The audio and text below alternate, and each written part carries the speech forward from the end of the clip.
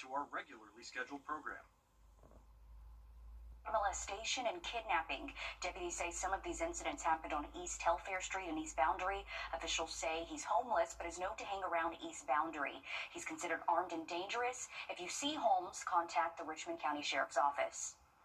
And breaking news out of Washington tonight, the nation is mourning the death. Your headlines continue tonight, but first a live look outside over our station as we send it over to your first alert meteorologist, Emily Acton. Emily, it was a cold start to our morning. What do people need to know tomorrow as they head out to shop on Small Business Saturday? Well, it's going to be another cold start for us for your Saturday morning. We're seeing a little bit of cloud cover right now, but that's going to kind of clear up a little bit for our overnight hours, helping us cool off into those middle 20s, right around that 26-degree mark for your wake-up temperature. So again, if you do have any early morning shopping plans, make sure that you bundle up. It is going to be a chilly start, but we'll see plenty of sunshine, a little bit of cloud cover mixed in for your afternoon, warming up into those upper 40s by 11 a.m., topping off in the 50s for us for your afternoon. So very seasonal, maybe even a little bit below average for this time of year. I'll have a look, though, at what we can expect for the rest of your weekend and into next week. We've got some rain chances to talk about coming up. Thanks, Emily. Black Friday is coming to an end. Meanwhile, deals are heating up for Small Business Saturday. Consumers are encouraged to shop small during the busy holiday season. Your Kaylee Nash dropped by local businesses in Aiken as they prepped for tomorrow's rush.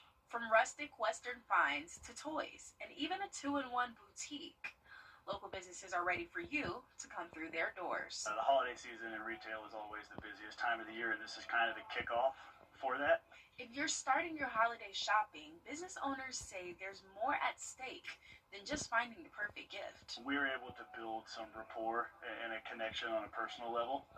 If you go to a bigger corporation-owned store, you're probably not going to meet the owners while you're in there. So you can put a face and a name with the store itself. When you're shopping small, you're shopping with the people that play soccer with your kids or next to you at the grocery store. We have so many people who have shopped with us for so long that when they come in, I know their grandchildren's age, their size, what they fit into, what they already have, so I know they're not duplicating things. So I think that's so important. Even while competing with big box stores, they say their resources may be limited, but their products are one of a kind. You are guaranteed that you are getting unique products. You're not going to get products that you can find in big corporate stores. They're going to be quality. They're going to be hand selected. So it really is just a much better, different shopping experience. But whether you've been open for 3 years like Tumbleweed Western Outfitter or over 30 like Pitter Patter and Caroline's, it's a connection, tradition, and community support that matters most. Everyone looking out for everyone and everyone supporting everyone, whether that's a small business or a neighbor whose tree fell across their driveway and needs some help clearing it up. I think people supporting the people around them is important in whatever fashion that takes. In Augusta, Kaylee Nash, on your side. And we appreciate our local businesses. Thanks, Kaylee, for that. And you can support local artisans and crafters at the annual Christmas Crafts at the Farmers Market in Aiken tomorrow. It'll be from 7:30 to 2:30 at the Aiken County Farmers Market. And while you're out doing some shopping Saturday, don't forget about the 3rd annual Tinseltown Forest in downtown North Augusta. This is video of last year's event. There will be live music, local food and craft vendors, family-friendly activities, and a visit from Santa. You'll also have the chance to snag a Christmas tree if you don't already have one. This will be from 10 to 5 on Georgia Avenue, and it's free to attend. Over in downtown Augusta, small businesses are gearing up for tomorrow as well. We stopped by a few stores on Broad Street to see what you can expect. Freshwater Curated Goods offer handcrafted accessories and gifts. The owners tell us Small Business Saturday is the biggest shopping day of the year for them. The last few years, I feel like people have really shown up for Small Business Saturday. Downtown's a perfect place to do that, just because there are so many small businesses and no chains really down here. So I always feel like it's a nice, busy day for everyone and their families that are in town. It's fun. There's always events going on and things to do. There will also be a pop-up jewelry vendor on site. Freshwater Curated Goods is at a different and larger location this year. You'll find it at 1243 Broad Street near Firestone Tire Shop. Next, we stop by the Augusta Candle Company. It's Augusta's only shop where you can create and pour a candle that is all your own. In addition to candles, they also sell lotions, wax melts, bath salts, and more. We spoke to an employee there who tells us they're ready to take on the crowds. We do expect a lot of people to come in, and we're happy to serve people. I think it's very important, for people for us to have, especially a day where it's set out for people to come out. I think it means a lot. They open at 10 tomorrow morning. Some shoppers camped out on the cold for hours to get first dibs on Black Friday deals. This is what the Evans Target looked like early this morning. We spoke with two shoppers who got up at the crack of dawn to hop in lines. We asked them if this was a tradition for them. It is. It's a tradition. Lauren got me up this morning at a crisp 4 a.m. 4 a.m. It's crazy. It's not as hype as it used to be. I will say I miss the $10, big flat screen TVs, but we'll settle with our $50 bike. We'll settle with our bike. It used to be, but then we had kids and it didn't happen. This first year the kid wanted to come Black Friday shopping. They're in the car. Oh, to make you stand in line. Right. All right, well, that's a good dad right there. I guess he's just going to text them and say, hey, come on in when he makes it inside. But look at those lines. I remember this was a tradition to always go Black Friday shopping with my family, but I will say we were never there early. Yeah, we'd like to sleep just a little bit longer. As the busy holiday shopping and travel are underway, the South Carolina Department of Public Health is reporting 7 new measles cases in the upstate. The latest cases brings the total in the outbreak to 62. DPH says 6 of the new cases are household members of known cases who were in quarantine. We're told the 7th case was someone exposed in a school setting who was in quarantine. DPH says if you went to the Costco on Blackstone Road in Spartanburg or its Tire Center on November 18th, to be aware of measles symptoms and contact a health provider if you become sick. And a reminder of what symptoms are to look out for. Symptoms typically begin a week to 12 days after exposure and starts with a cough, runny nose, and red eyes along with a fever. 2 or 3 days later, the fever spikes and a rash appears. If you experience any of these symptoms, contact a healthcare provider immediately. Looking at those temperatures overnight tonight, we're cooling off into the middle 20s, so a very cold start to our Saturday. I'll have a look at what we can expect throughout the next 7 days coming up. Just ahead in sports, the road to state is getting that much shorter. We've made it to the quarterfinals in Georgia. We're going field side next. Introducing. Now, your first alert weather with meteorologist Emily Acton. Well, we have a cold overnight in store for us. Temperatures will bottom out in the middle 20s for us. So very cold start. If you do have any shopping plans early tomorrow morning, and it's going to take us a minute to warm up, and we're really not going to warm up to much for our afternoon. We'll be in those middle 40s at 11 a.m., topping off in the middle 50s. So still a very chilly day for us. We'll see a mix of cloud and sun throughout the day, but staying nice and dry throughout your Saturday. Once we get into Sunday, though, that's when we can expect to see our next chance of rainfall. It's not going to accumulate too much, but still tracking some rain for us late Sunday into the evening.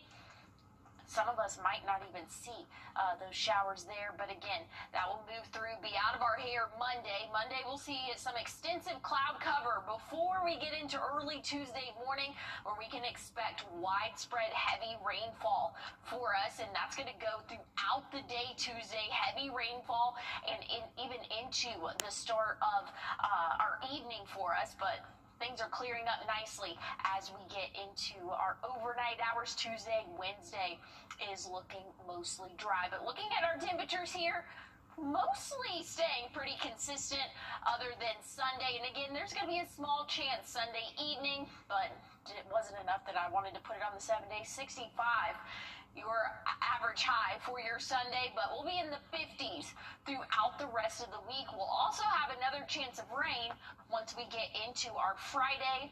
Cloud cover will be kind of sticking around. We'll have a mix of sun, and those overnight lows will be in the 30s once we get back into the swing of things next week, starting as early as Wednesday morning. It's Friday night, where the best of high school football is here on News 12. Under the Lights, sponsored by Chandler Law Firm. Well, hopefully you got some nice shopping in today, because tonight was all about bartering and bargaining into the next round of the playoffs. A final Friday night in the Peach Fields is where we go first. Strom Thurmond hosting Fairfield Central, and it really came down to the wire like the last 5 minutes of play. Thurmond clung to a 9-7 lead and ran it down to just over a minute before Zyrell snuck it in from 3. Fairfield Central scored as time expired, but the two-point try failed. The Rebels won 15-13. And for the first time in 20 years, the Reds clinched their spot at state. They go unbeaten at home, 9-0. They get Hampton County next Saturday at 4 p.m. at South Carolina State. We got the Red Devils trying to bust past the quarterfinal for the second time in 4 seasons.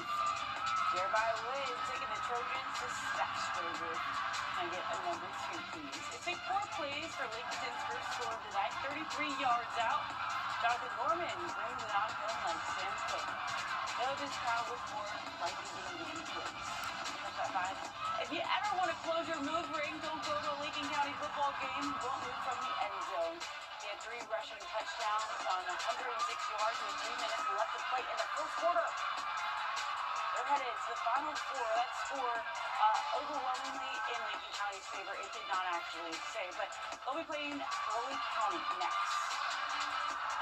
Thompson playing the defending champions. They're paying them a visit in 2A. Coach Youngblood told me Thursday this game was inevitable. You're going to have to face him at some point. He also said you can't step on your own foot. Carver with a pick and a notch of 6. A common call in this meeting. Thompson would have to hold out for their first score. Sinkfield in the backfield, sinking his cleats all the way to the Bulldogs' lone touchdown. Thompson's season comes to an end in the quarterfinals. They finished 2025 at 9-4.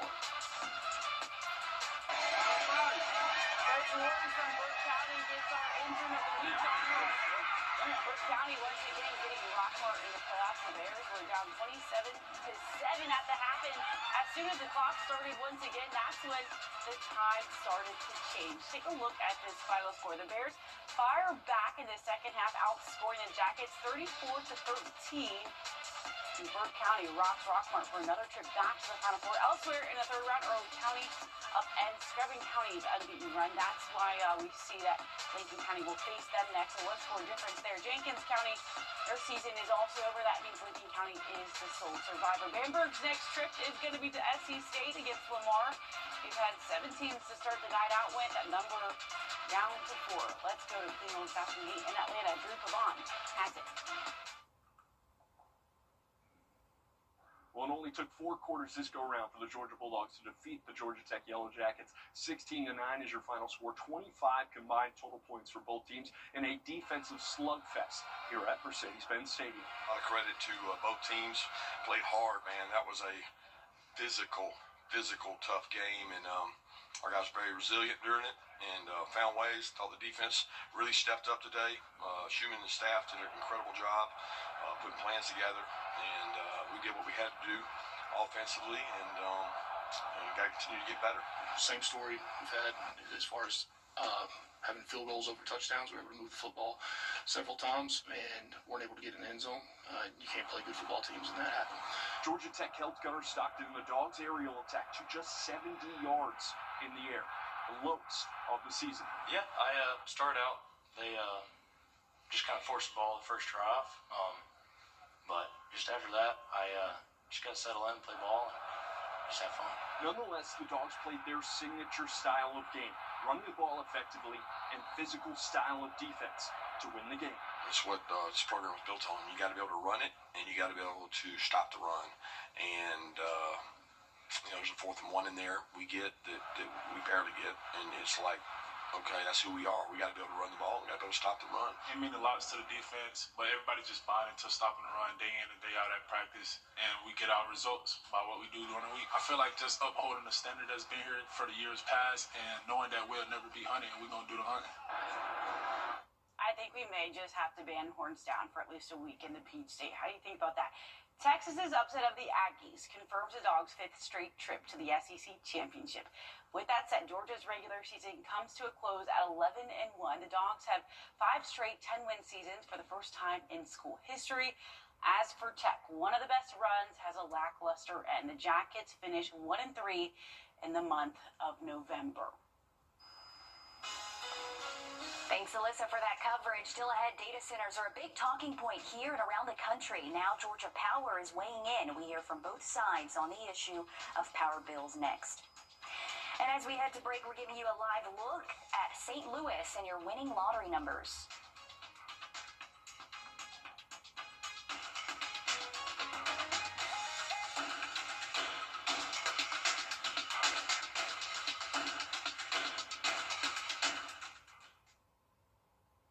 Closed captioning is brought to you by Huggins Peel. I was hit by a drunk. One enduring, unbroken circle, according to the Opry.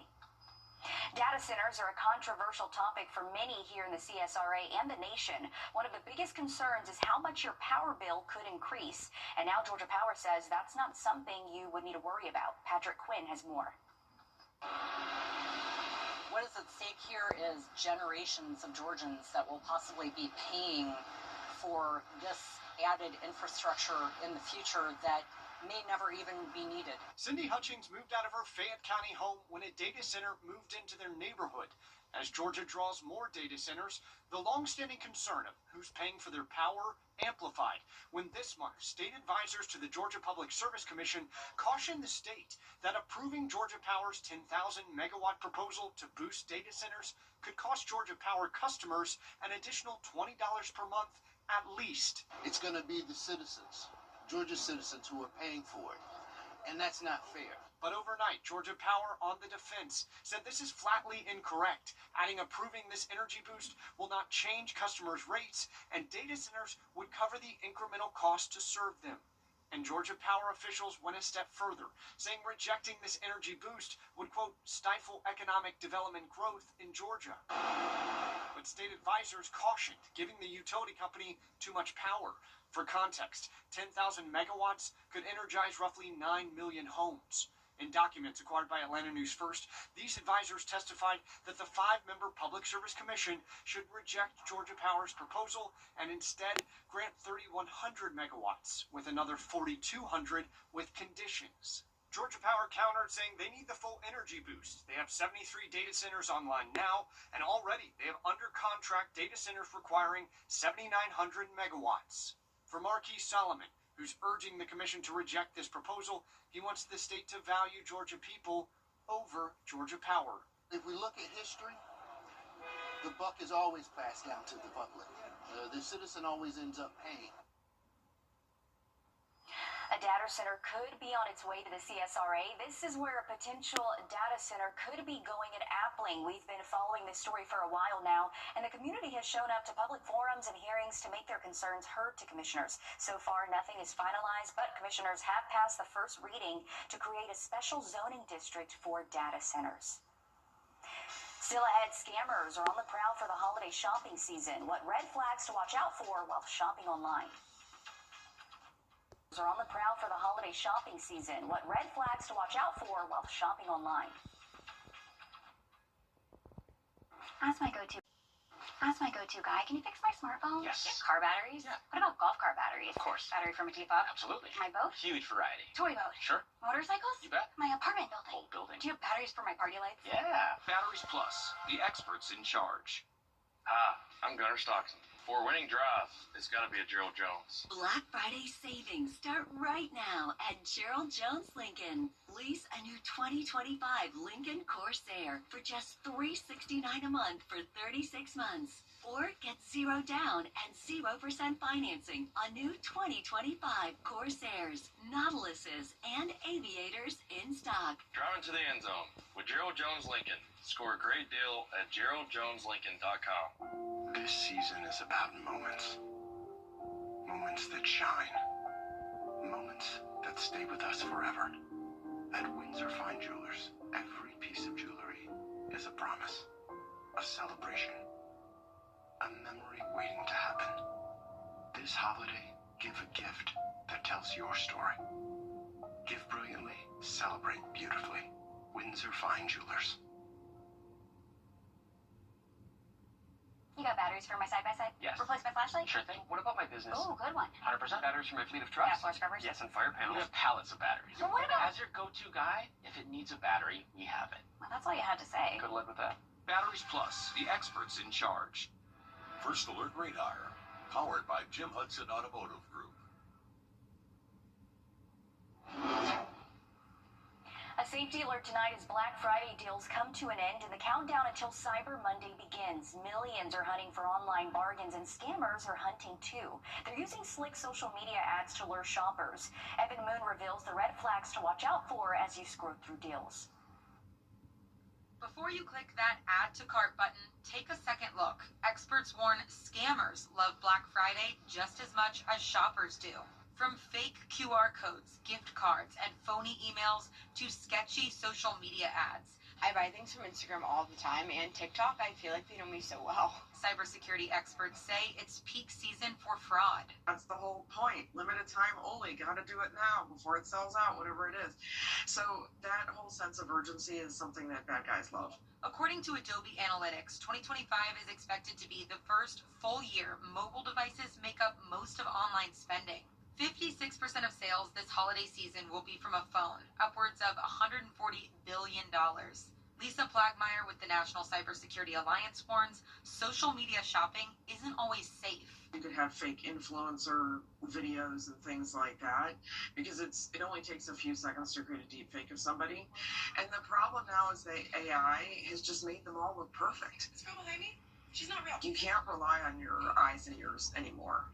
Plagmeyer says always trace ads back to a reputable retailer. And even with big name brands, the Better Business Bureau urges shoppers to read all the fine print. Make sure you're checking shipping dates, return policies, if the item's out of stock, when it'll be restocked. Just doing general things before you make that purchase will help you to make sure that you get the item before the holidays. Experts recommend using a credit card for purchases so you're better protected from fraud and keeping track of purchases made on your card.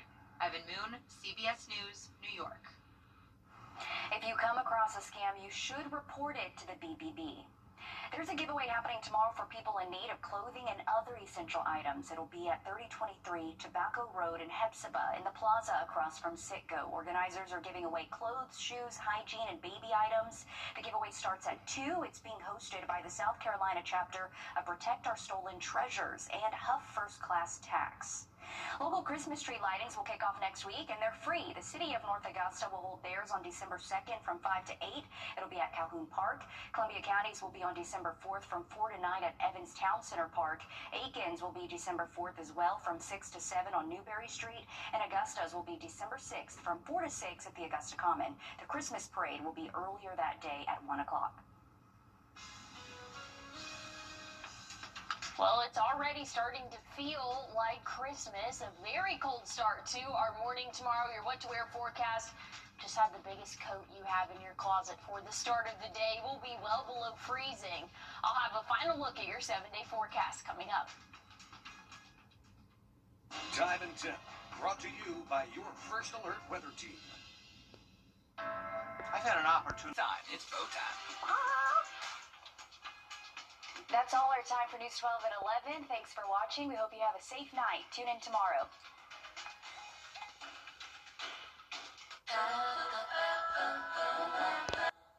It's back. Farmers Home Furniture's Black Friday sale. Starting at 8 a.m. this Friday and Saturday. For a limited time, get the best discounts and deals of the season. Don't miss out on 25% off furniture and 20% off electronics. Plus, shop 2-day deals throughout our store while they last. Free gifts are available for our early shoppers. Buy now and pay later with 12 months, no interest. Farmers Home Furniture, your hometown store.